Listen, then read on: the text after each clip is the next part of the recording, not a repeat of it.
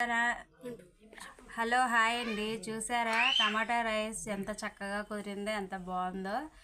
ఈ రెసిపీని అయితే పిల్లల లంచ్ బాక్స్లోకి అయితే సూపర్ అంటే సూపర్గా ఉంటుందండి. దీన్ని ఏ విధంగా అయితే ప్రిపేర్ చేసుకోవాలో చూసేద్దాం రండి ఫ్రెండ్స్.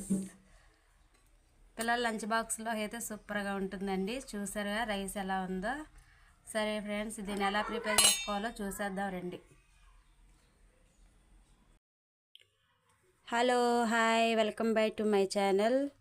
సో టుడే రెసిపీ వచ్చేసి టమాటా రైస్ అండి. టమాటా రైస్ని ఈజీగా ఎలా ప్రిపేర్ చేసుకోవాలో చూసేద్దాం వచ్చండి ఫ్రెండ్స్. ముందుగా అయితే నేను గ్యాస్ పైన కళాయి పెట్టేసుకున్నానండి. కళాయి అయితే హీట్ ఎక్కేసిందండి. దీనిలో అయితే మనం టమాటా రైస్కి సరిపడా ఆయిల్ని అయితే తీసేసుకుంటున్నాను చూడండి ఫ్రెండ్స్.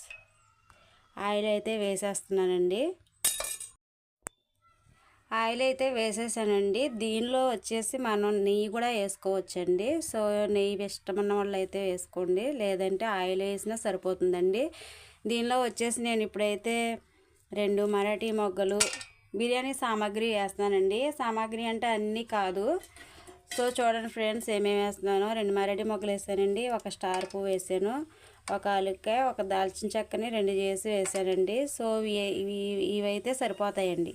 ఇవైతే ఎక్కువగా వేయించుకోకూడదండి, మాడిపోతే రైస్ అనేది టేస్ట్ అనేది మారిపోతుందండి. సో ఇవి మాడకుండా ద్వారగానే వేయించుకోవాలండి. ఇవైతే వేగిపోయాయండి. నేను ఆల్రెడీ ఆనియన్స్ ఒక కప్ ఆనియన్స్ అయితే తీసేసుకున్నాను. ఇవి ఆల్రెడీ కట్ చేసుకొని పక్కనైతే పెట్టేసుకున్నానండి. ఇవి దీనిలో వేసేసాను. ఒకసారి అయితే తిప్పేస్తున్నాను చూడండి ఫ్రెండ్స్. ఇవి వేగిన తర్వాత ఆనియన్స్ వేగేదాకా మనం ఫ్రై చేసుకోవాలండి. ఓకే అండి, ఆనియన్స్ అయితే వేగిపోయినాయి. వేగిపోయిన దానిలో నేనైతే 3 పచ్చిమిరపకాయలు అయితే కట్ చేసి వేసుకుంటున్నానండి. 3 పచ్చిమిరపకాయలు అయితే సరిపోతాయి ఫ్రెండ్స్. ఒకసారి అయితే తిప్పేసుకున్నామండి. ఓకే, ఇవి ఆనియన్స్ పచ్చిమిర్చి కూడా వేగిపోయాయండి. దీనిలో నేనైతే అల్లం వెల్లుల్లిపాయ పేస్ట్ అయితే వేస్తున్నాను చూడండి. అల్లం వెల్లుల్లిపాయ పేస్ట్ అయితే అప్పటికప్పుడు మనం దంచి వేసుకునేది అయితే చాలా అంటే చాలా టేస్టీగా ఉంటుందండి ఫ్రెండ్స్. మనం అప్పటికప్పుడు దంచి వేసిన అల్లం వెల్లుల్లి పేస్ట్ వేయడం వల్ల రైస్ టేస్ట్ అనేది చాలా బాగుంటుందండి.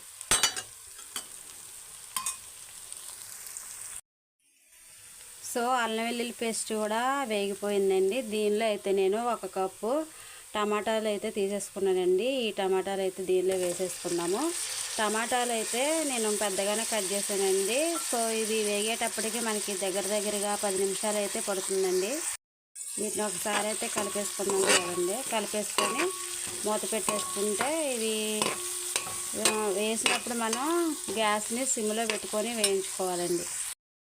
సో మూత పెడుతున్నానండి. ఒక 8 మినిట్స్ తర్వాత ఎలా ఉందో ఏంటో చూద్దాం. ఓకే, 8 మినిట్స్ తర్వాత అయితే నేను మూత తీసి చూస్తున్నానండి. టమాటాలు ఎలా వేగాయి ఏంటో చూద్దాము. సో ఫ్రెండ్స్, టమాటాలు అయితే చక్కగా వేగిపోయాయండి. దీనిలో వచ్చేసి మనం ఇప్పుడు రైస్ని యాడ్ చేసుకోవడం ఫ్రెండ్స్. సో రైస్ని అయితే యాడ్ చేసేస్తున్నాను చూడండి.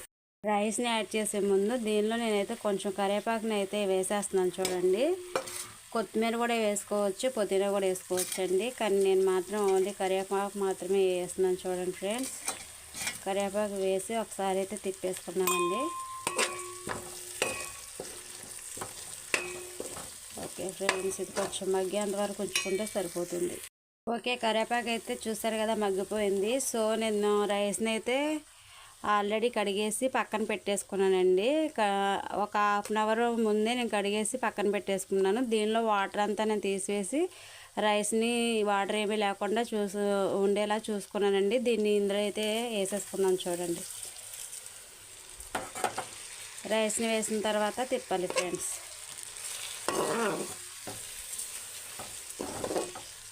ఏమైనా వాటర్ ఉండేంత వరకు, అది పీల్చుకునేంత వరకు ఇలా తిప్పుకుంటే సరిపోతుందండి. సో వాటర్ అంతా అయితే పీల్ చేసుకుందండి. దీనిలో నేనైతే వాటర్ని యాడ్ చేసేస్తున్నాను చూడండి ఫ్రెండ్స్. నేను ఈ గ్లాస్తో 2 గ్లాసులు అయితే తీసేసుకున్నానండి. ఇవి ఆల్రెడీ సోనా రైస్ అండి. సో మనం 2 గ్లాసులకి ఒక్కొక్క గ్లాస్కి 2 గ్లాసులు లాగా 4 గ్లాసుల వాటర్ అయితే వేసేసుకోవచ్చండి. దీనివల్ల ఏ ప్రాబ్లం ఉండదండి. రైస్ అయితే సూపర్గా వస్తుంది. ఓకే అండి, వాటర్ అయితే పోసేసాను. వాటర్ పోసేసిన తర్వాత అయితే నేను దీనిలో 1 టేబుల్ స్పూన్ గరం మసాలా వేస్తున్నానండి. దీంతోపాటు టేస్ట్కి సరిపడా సాల్ట్ అయితే కూడా వేసేస్తున్నాను. చూడండి ఫ్రెండ్స్, మనం ఇలా వేసుకున్న తర్వాత గ్యాస్ని మాత్రం హైలోనే పెట్టుకొని ఉడికించుకోవాలండి.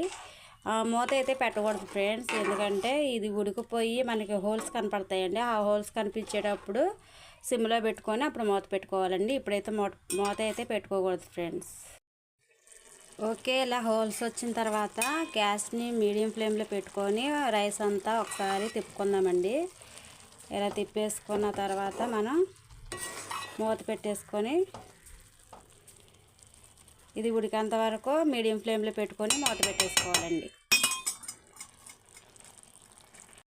మూత అయితే పెట్టేస్తున్నాను చూడండి. ఓకే అండి, ఒకసారి అయితే మూత తీసి చూద్దాము రైస్ ఎలా ఉడికింది ఏంటో. ఓకే ఫ్రెండ్స్, చూసారు కదా, చాలా అంటే చాలా సింపుల్గా అయిపోతుంది. చాలా టేస్టీగా ఉంది. రైస్ చూసారా ఎలాగుందో, చాలా అంటే చాలా బాగుంటుందండి. ఇది మనకి పిల్లల లంచ్ బాక్సుల్లో కూడా చాలా అంటే చాలా టేస్టీగా, అంటే వాళ్ళు ఇష్టంగా తింటారండి. సో రైస్ కూడా చక్కగా ఉడికిపోయింది. ఓకే ఫ్రెండ్స్, మీకు కానీ వీడియో కానీ నచ్చినట్లయితే ప్లీజ్ సబ్స్క్రైబ్ చేసి లైక్ చేసి షేర్ చేయండి. అదేవిధంగా మీరు కూడా ఒకసారి ట్రై చేసి కామెంట్స్లో నాకు ఎలా ఉంది ఏంటో ట్రై పెట్టండి ఫ్రెండ్స్. ఓకే ఫ్రెండ్స్, రైస్ అయితే సూపర్గా కుదిరింది. మీరు కూడా ఒకసారి ట్రై చేసి కామెంట్స్లో నాకు తెలియజేయండి. Okay friends, bye.